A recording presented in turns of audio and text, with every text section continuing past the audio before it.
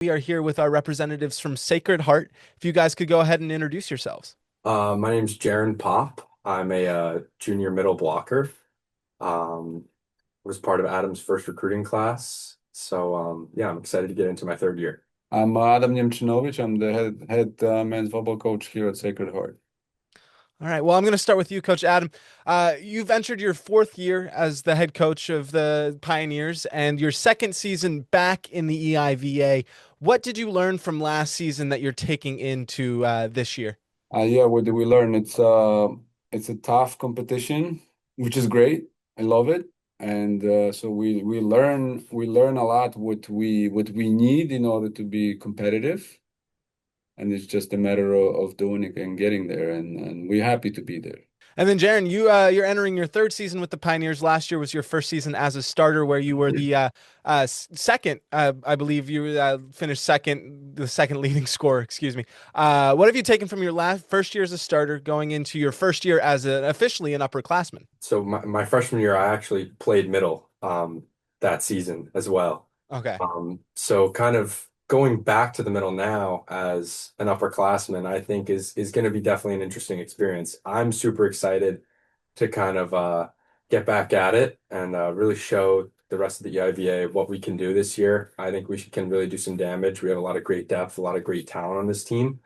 So yeah, I'm really excited to kind of get back into the swing of things. And to hop off that to both of you, why should Sacred Heart be a team that should be, feared in the EIVA this season? I think in terms of us being feared, I think nobody really expects anything from us. I mean, let's be honest, our record last year kind of spoke for itself. So I think going into this year with a lot more depth, a lot more talent on the squad, and a different mindset. I've definitely noticed a shift in the collective mindset of the team from last year and into this year, playing with a lot more heart, a lot more grit, and just a bigger desire to win. And I think that's been kind of the biggest thing for us is kind of just striving toward a common goal together. And now that we have such an increase in team chemistry and just a broader talent base, I think that we have all the capabilities that we need to kind of have a great year. I don't think that as a coach, I don't think that any coach would say I would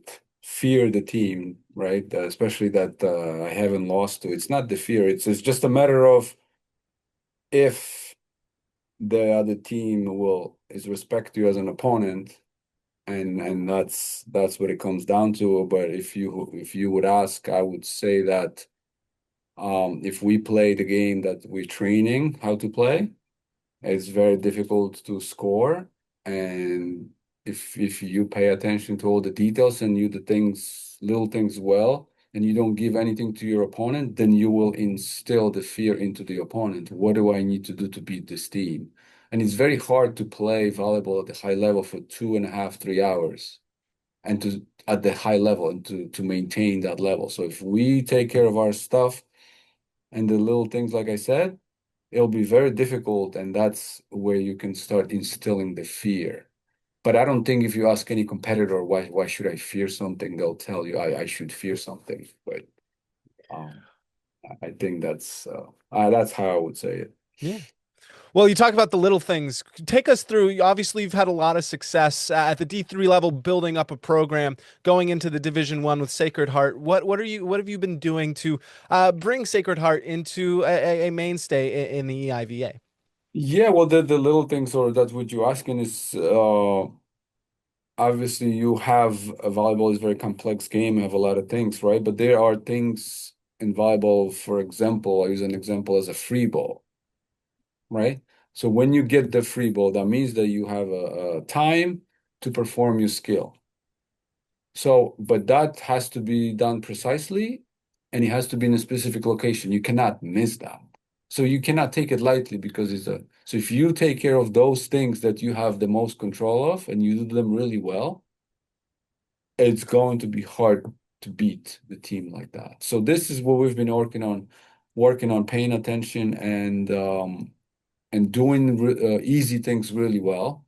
Not that we don't practice hard things, but if you take care of that and you don't give anything to your opponent, that's what makes the team better. I mean, you have more fun playing, and one thing leads to another, and Kind of that's what I'm trying to instilled on the team, and just to keep getting better and better little by little. And then, Jaron, what could you say? Obviously, you're going into this year, the biggest difference in the gym, in those practice gyms in the fall, compared to last year. I would say the biggest difference is kind of like more of a collective hunger. Like everybody just wants it so bad from every spot on the depth chart and every position on the court. It's everybody wants it so bad. We go into the weight room and I haven't seen energy like this in the weight room, the entire time I've been here. It's awesome. Everybody's grinding it out day in, day out. And that kind of like, grind mindset, it really reinforces a kind of brotherhood that is really something special to see this year. I mean, guys are getting after it every single day in not only the weight room but the practice gym. And I mean, it's such a difference from when I was a freshman. So it's really great to see kind of the level of play keep going up year after year. It's awesome because when I first got here, um, Coach Adam, Coach Dan, and I, we would constantly talk about, how do we want this program to look when, especially for me, when my time is over, how do I want this program to look? It's been about building the program, which, I've been super grateful that my coaches have kind of given me that ability, kind of given me the keys to the city in a way. So I mean, yeah, just kind of seeing the level of play go up and everybody buy into a common goal, it's awesome. I think that's the biggest difference. And you kind of touched on this, but as you said, you were a part of Coach Adams' first recruiting class. What about Coach Adams' leadership on this program has instilled that kind of grind mindset that you touched on, and that growth from your freshman year to now your junior year? Yeah, I mean, that's something that coach instills in us kind of every day at practice, right? Um, Kind of from the moment that, I started as a freshman, it was always we have to focus on the grind, because a lot of times teams will kind of not focus on that and it comes back to bite you, like Coach was saying earlier with, focusing on the little things, focusing on every touch, having intent with every time you step on the court. I think that's so important. And I think sometimes teams can overlook that. And so trying to focus on not being one of those teams and instead being one of those teams that does do the little things right and is focused on all the small parts of this complex game that we play. So I think his leadership has done, amazing things for this program in terms of kind of getting us in the right frame of mind in order to, have a great season in the EIVA, which is a very competitive conference. And then, Coach, sort of the same question to you, but Jaron, obviously part of your first recruiting class. What can you say about his development, his leadership as a player now that he's an upperclassman, has been in this program for a while? What can you say about his talent as an athlete? Yeah, so well, he's an incredibly talented guy and is a very smart guy. And I couldn't ask something that, it's not credit to me. I haven't coached that, and it's hard to coach the work ethics and the commitment to something, whatever that is. Successful people, when they commit to something, they do things well or they try, right? And they do it. And that's what Jaron has when he came in. And what he was saying before too, that he sees, that this is the year that we come together as a team, and kind of I was waiting for him to spread his wings, and I can't, I guess maybe he was waiting a little bit to get the keys, and at some point the competitiveness came out and he broke out of the shell and started taking ownership of the team and of his leadership that he's naturally has, and that's what Jaron is. And you ask him to do something, he does it for the team. He's not, he's, very unselfish guy. And he'll do whatever it takes for the team, and he'll be the first one there, and he'll be the last one out too. So that's just what he is. And now that he's an upperclassman now, it's also easier for him because I guess that's kind of how he works with the guys sometimes. Okay, when I'm older, then I get more respect kind of thing. So now he uses his more too, so his chest is a little bit bigger too, and it's great. because he's got a good voice and the guys listen and he's as an athlete, he's an incredible athlete and like he was an outside hitter when he came and we needed the middle as his freshman year. He played the middle and as you mentioned, he's done some good things at the position that he hasn't played, right? Then he went back to the middle last year, and I mean to the outside, a little bit opposite. And now he we started the season as a coach. I think I can help in the middle the most. And it's just you can't coach these things. So it's a great to have and also he showed us too a blueprint of what kind of people and character we should recruit because when we're recruiting, it's not only recruiting a talent, is the character is one of the most important things in a player in a team. As was Jaron was mentioning, right? The teams that don't pay attention and so we do want to focus, but we also have to be a team in order to have that success, adding to those little things that you do because when you have egos and things on the team or oh, why am I not playing? Oh, I should be playing. The coach take me off the court. Oh, why? And then everybody sees that, right? Imagine if I take someone off the court and you come on the court and your teammate goes, go, why? Why am I have to come off? Right? How do you feel going onto the court? Right? As a player that has to step in. So all these things, that's what we've been working on, and that's kind of what kind of player Jaron is. That's kind of player that you want on the team in order to keep building and be having a successful team, right? You can get as talented player, one player is not going to win. So that's Jaron. He's a blueprint. Well, Jaron, we would go a little bit more in depth. What about being that kind of Swiss Army knife? You come in, middle blocker, move to outside, go back to middle blocker, a little bit of opposite.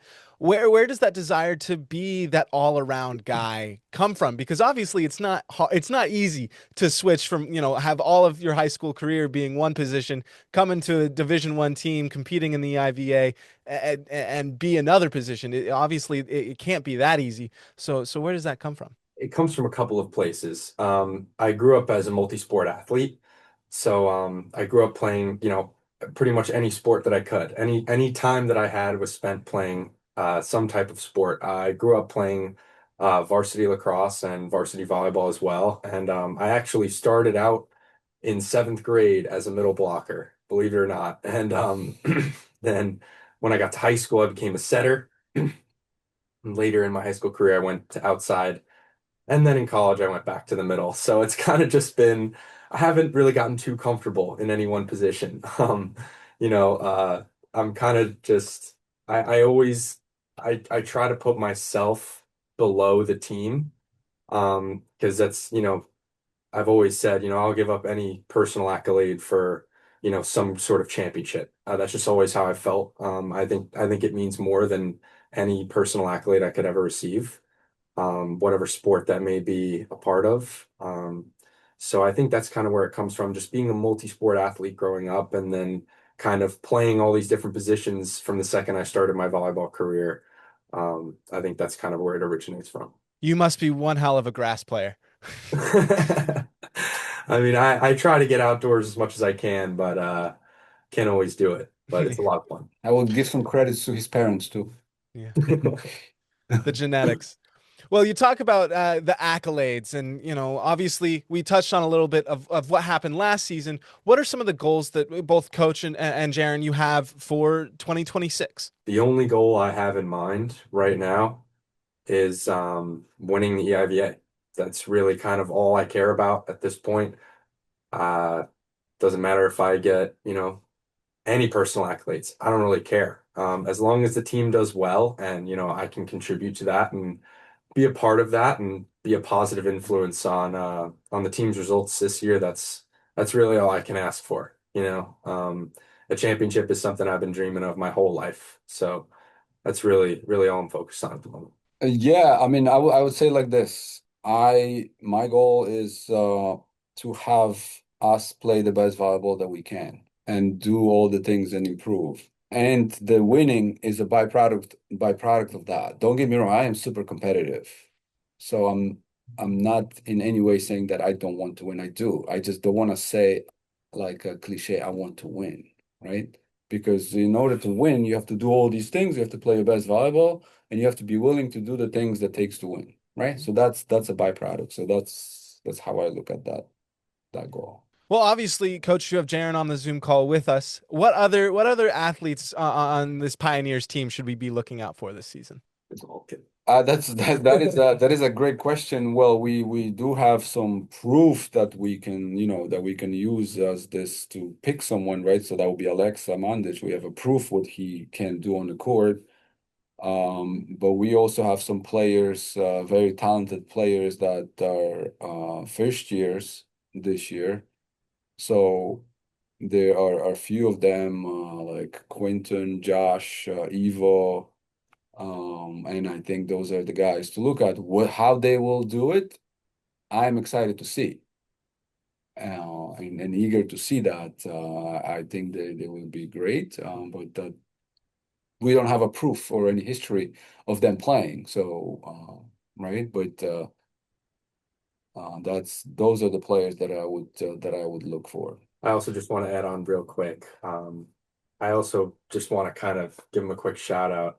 Our libero Harrison Soares, he's an animal. And Yeah. after last year, we were all really kind of unhappy with our result, but he took it to a whole nother extreme. So he's been really kind of working his tail off in the off season, and I'm really excited to see kind of how he improves once the games come along. I echo that. Yeah, that I'm not gonna lie that you skip my mind, but you're right, and it shows in the gym too.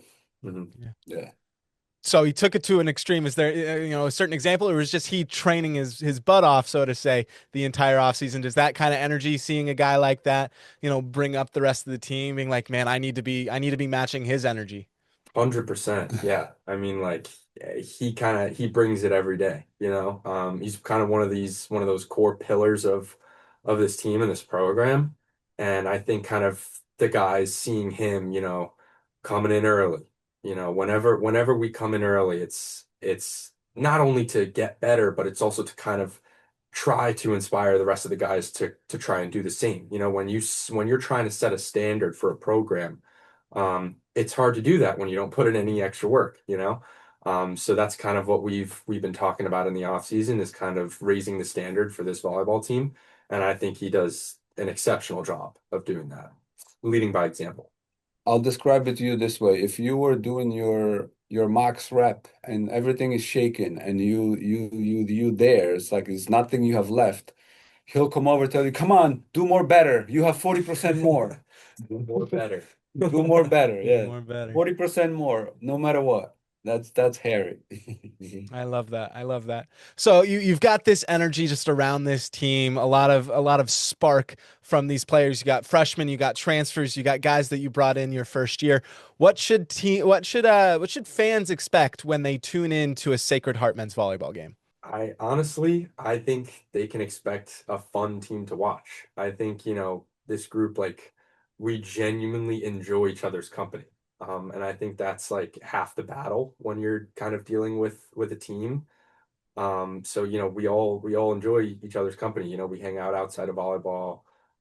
We have a great time with one another. So I think this group is going to be really fun to watch because we really enjoy playing with each other. And I think it's going to be a really fun product this year.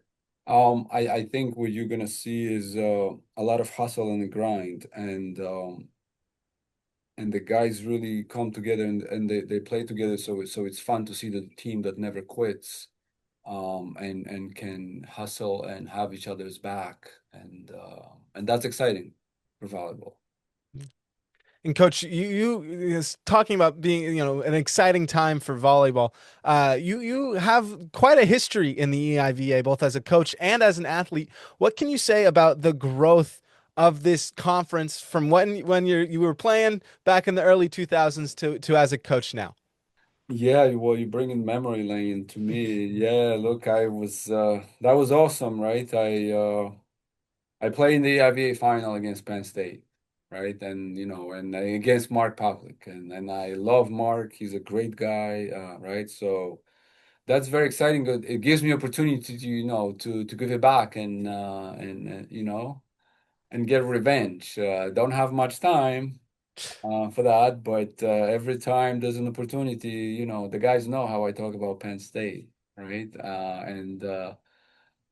And that's exciting, and I think it's just the fact that EIVA has been, you know, as a conference for that long, and actually my coach Ivan, he was the commissioner as well. I love the guy, talk to him time to time, and you know, and the core teams are still there, and it's just the conference has a quality. Mm. You know, I didn't know as a player what goes on.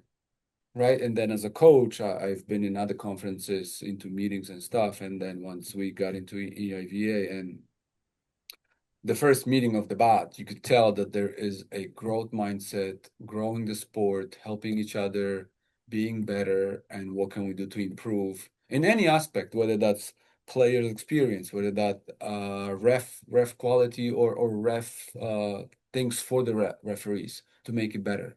So the sport overall can grow. It's an incredible group of people that are involved in this conference, and to be part of it, it's exciting and privileged. You mentioned Pav, and you know, you play against him as a player. He's still coaching, and now he's entering his final season Yeah. as at Penn State. Is that one of those matches that it's like, man, this is my last shot. I Gotta mean, get it revenge. is in a way, it is, unless we go in the playoffs and we meet in the playoffs, right? So, but it is, and I mean, how sweet would it be to beat Penn State in the final, right? I think I would do flips off of the bench and jump over the net, you know, if when that happens.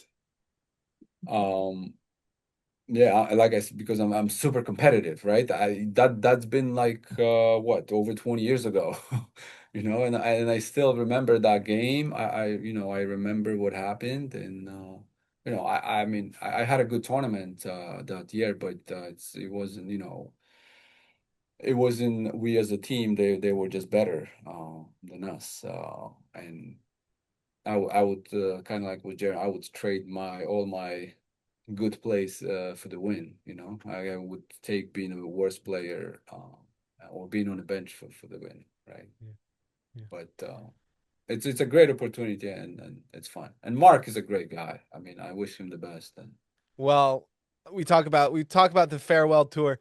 What other moments in this season are you most looking forward to? Obviously, you can't circle every match. I mean, you can circle every match on the schedule, but anything in particular about this 2026 season that you two are both looking forward to? I would probably say George Mason. We got a little brotherly rivalry. So we have Ben Lilly on our squad Yeah. and Alex Lilly who plays for George Mason. So yeah, I mean, kind of growing up playing with Alex a little bit. He's a great kid, great player. So it's always fun to get to play against George Mason and kind of rehash that old club volleyball competition. So they're a great team, really talented group of guys. Their coach is great guy. So yeah, I think it's going to be a fun match. Definitely circle that one on the calendar. I am super competitive, and I hate losing. So kind of every game I go in that, like, I'm ready. My adrenaline is pumping. I feel like I want to jump on a court. I know my years are over, playing years are over, but I think the conference games, the conference matches are the ones that, that mean the most, that matter, and especially, coming from last year, I think there is a lot of, like, we can definitely do better. We're better than that. So I think the conference matches are really, for me, they on the definitely circled on the calendar. Well, with that, guys, I really appreciate you guys taking the time. It was a really great conversation, and hopefully, I'm in y'all's backyard. I'm just in New York, so hopefully, Oh, I'll be cool. able to make it out to a game or so this season. So I Yeah, really yeah, look forward to it. So yeah. Let me Definitely know come when you're by. coming. Yeah. for sure, for sure. All right, guys, thank you so much. I appreciate Of it. All course. right. Thanks for your Thank you. time. Have a Take great care. one.